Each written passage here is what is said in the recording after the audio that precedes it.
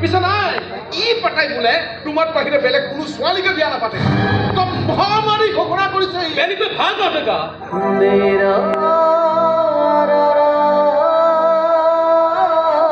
বিয়া পাতিব লাগিলে মই একে পাতিম এইখিনি কথা কোৱাটো একো তম্ভালি মৰা নহয় জানি শুনি বৰ্তমানৰ বোকাত ভৰি দিয়াৰ দৰে কথা এই বিয়া মই কোনো পথ্যই মানি নলওঁ বেলিৰ কি দুখ তাই জন্মতেই দুখ আছে দুখ মই কৰিছোঁ যদি কিবা শাস্তি ভুগিবলগীয়া হয় তেতিয়াহ'লে মই ভুগিম আপুনি মোৰ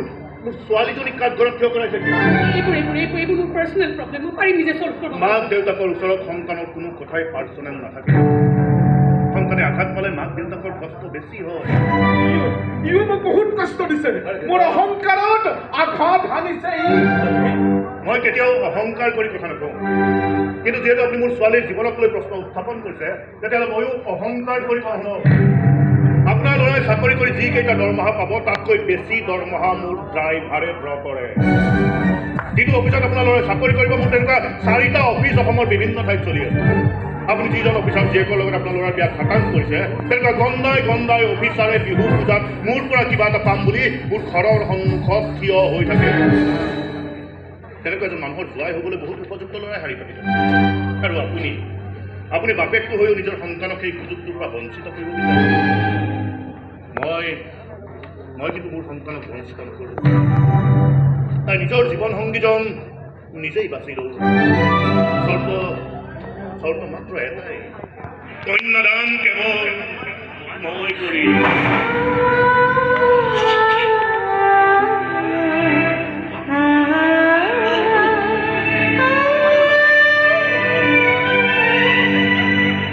কেৱল কন্যাদানেই কৰিব নে তেওঁৰ বিশাল সম্পত্তিৰ অংশ এটাও দান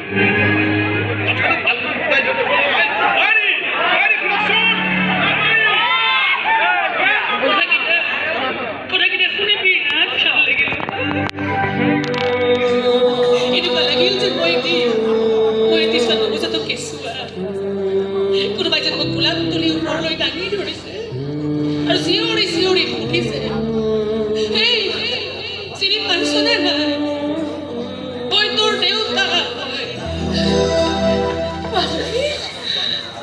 নাজানো এয়া দেউতাকৰ সঁচা মৰম নে সেইদিনা পুতেকে দিয়া আঘাতত খহি দিয়া এটা কম দামী মৰম তই কথাবোৰ কিয় তেনেকৈ ভাব ভাবিবলগীয়া হয় মা ভাবিবলগীয়া হয় পৰিৱেশ পৰিস্থিতি কেতিয়াবা কিছুমান কথা ভবাইতো এটা সময় ভাবিছিল জানা যে এই মণিষৰ বাহিৰে চাগে কোনো ল'ৰাই মোৰ কাৰণে উপযুক্ত জীৱন সংগী হ'ব নোৱাৰে কিন্তু আজি ভাবিছোঁ সত্যপ্ৰকাশ চৌধুৰীৰ দৰে ইমান এজন ধনী ব্যৱসায়ীৰ জীয়েক হৈ মই ইয়াৰ ডিঙিত কিয় মালা পিন্ধাবলৈ যাম কি কৈ শুনা নাই তোতকৈ বহুত বেছি উপযুক্ত ল'ৰাই তেওঁৰ ঘৰৰ সন্মুখত লাইন পাতি থিয় হৈ যায় সেই লাইনত থিয় হৈ কাৰোবাক অকণমান জুখি নাখি নচোৱাকৈ তোক কেনেকৈ ডিঙিত ওলমাই লোৱাটো এটা ডাঙৰ মূৰ্খামি নহ'ব জানো এইবোৰ কি কথা বুজাবি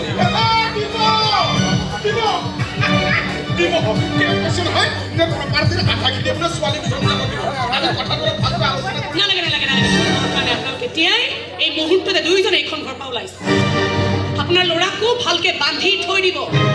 যাতে ৰছী ছিঙি সি মোৰ কাষলৈ দৌৰি ওলাই আহিব নোৱাৰে আৰু যদি আহেও নহয় মোক তাৰ চকুৰ সন্মুখতে দেউতাই চাই দিয়ে কোনোবা ধনী ল'ৰাক আঙুঠি পিন্ধাই বিলাসী গাড়ীত উঠি গুচি যাওঁ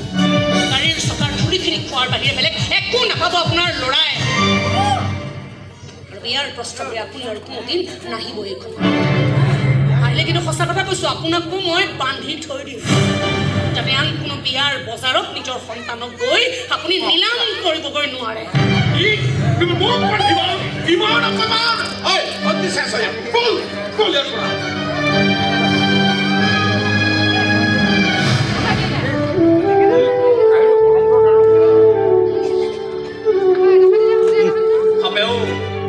চাগে ইমান সোনকালে মুঠ খলাব নোৱাৰে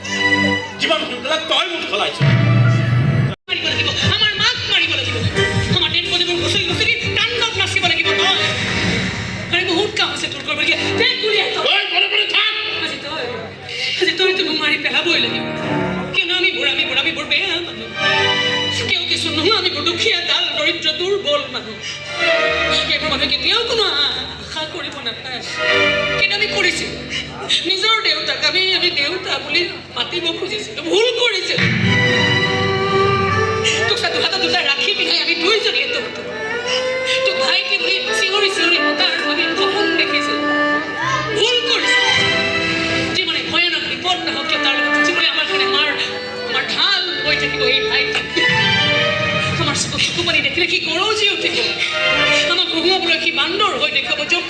আছিল আমাক সি বজাৰ কৰিবলৈ নিব ফুৰাবলৈ নিব এইবোৰ সপোন দেখিছিলোঁ এইবোৰ আশা কৰিছিলোঁ চালা ডাঙৰ ডাঙৰ ডাঙৰ ভুল কৰিছিলোঁ সেই ভুলৰ শাস্তিটো আজি মই পাবই লাগিব কি আছে তোমাৰ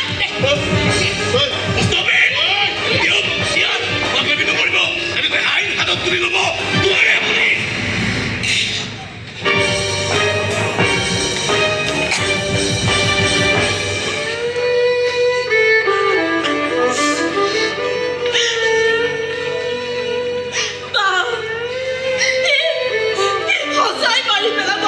মাৰি পেলালে ভালদৰে ইমান জ্বালা যন্ত্ৰণা এনেকৈ অপমানবোৰ সহ্য কৰিবলৈ মোৰ জীয়াই থাকিবলৈ ইচ্ছাই নোহোৱা হৈ গৈছে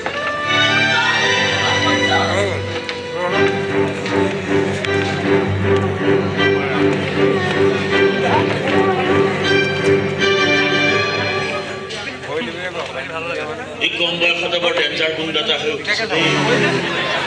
বিজন গুণ্ডা তাৰ সন্মুখত খাৰা হৈ আছে তথাপি তাৰ কি দম বা বিজন গুণ্ডা এই ছোৱালী দুজনীৰ মোমায়ে কিয় সুধিলে হা আমাৰ থানাৰ পাৰ্মিশ্যন নোহোৱাকৈ আপুনি এই ঠাই এৰি নাযাব কিয় আপোনাৰ এগেইনষ্টত কমপ্লেইন আছে কি বুলি এই ছোৱালী দুজনীৰ কথা মতে আপুনি কিন্তু সত্যপ্ৰকাশ চৌধুৰীৰ পৰিবাৰক হত্যা কৰিছে হত্যা